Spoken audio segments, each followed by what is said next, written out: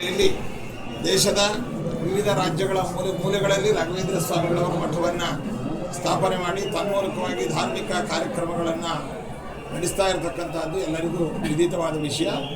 ಪ್ರಕೃತ global reach program ಅನ್ನುವಂತಹ ಒಂದು ಕಾನ್ಸೆಪ್ಟಿನಿಂದ ವಿಶ್ವದ ಎಲ್ಲೆಡೆಯಲ್ಲಿಯೂ ಕೂಡ ರಾಘವೇಂದ್ರ ಸ್ವಾಮಿಗಳವರ ಪ್ರಾರ್ಥನಾ ಮಂದಿರ, ಮಠಗಳು, ಅದೇ ರೀತಿಯಾಗಿ ಅಲ್ಲಿ ಧ್ಯಾನ ಕೇಂದ್ರ ಮೊದಲಾದವುಗಳನ್ನು ಸ್ಥಾಪನೆ ಮಾಡಬೇಕು ಅನ್ನುವಂತಹ ಒಂದು ಕಾನ್ಸೆಪ್ಟಿನ ಹಿನ್ನೆಲೆಯಲ್ಲಿ ಈಗ ದುಬೈಯಲ್ಲಿ ಮಂತ್ರಾಲಯ ರಾಘವೇಂದ್ರ ಸ್ವಾಮಿಗಳವರ ಶಾಖಾ ಮಠವನ್ನು ಸ್ಥಾಪನೆ ಮಾಡಬೇಕು ಅಂತ ಅಲ್ಲಿಯ ಭಕ್ತರೆಲ್ಲರೂ ಕೂಡ ತುಂಬ ಉತ್ಸಾಹ ಮತ್ತು ಭಕ್ತಿಯಿಂದ ಆ ವಿಷಯವನ್ನು ನಮ್ಮ ಮುಂದೆ ಇಟ್ಟಿದ್ದಾರೆ. ನಾವು ರಾಘವೇಂದ್ರ ಸ್ವಾಮಿಗಳವರಲ್ಲಿ ಪ್ರಾರ್ಥನೆ ಮಾಡಿ ಅದಕ್ಕೆ ಪರವಾನಗಿಯನ್ನು ನೀಡಿದ್ದೇವೆ.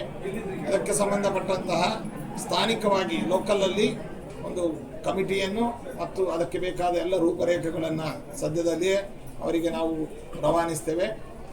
ಈ ವಿಚಾರವಾದಾಗಿ ನಮ್ಮ ಚಿರಂಜೀವಿಯಾದಂತಹ ಪುನಾ ನಿವಾಸಿಯಾದಂತಹ ವಿದ್ವಾನ್ ದತ್ತಾಜಿ ಸಮಗ್ರ ಋಗ್ವೇದವನ್ನು ಮಂತ್ರಾಲಯ ಪಾಠಶಾಲೆಯಲ್ಲಿ ಅಧ್ಯಯನ ಮಾಡಿರ್ತಕ್ಕಂತಹ ದತ್ತಾಜಿಯನ್ನು ನಮ್ಮ ರೆಪ್ರೆಸೆಂಟೇಟಿವ್ ಆಗಿ ನಾವು ಅವರನ್ನು ಡೆಪ್ಯೂಟ್ ಮಾಡಿದ್ದೇವೆ. ಅವರು ಕಾಲಕಾಲದಲ್ಲಿ ಎಲ್ಲರಿಗೂ ಮಾರ್ಗದರ್ಶನವನ್ನು ಮಾಡ್ತಾರೆ. ಬೇಗ ದುಬೈಯಲ್ಲಿ ರಾಘವೇಂದ್ರ ಸ್ವಾಮಿಗಳವರ ಮಠ ಅನ್ನುವಂಥದ್ದು ಬರುತ್ತೆ ಅಂತ ಈ ಸಂದರ್ಭದಲ್ಲಿ ತಿಳಿಸ್ತಾ ಇದ್ದೀನಿ.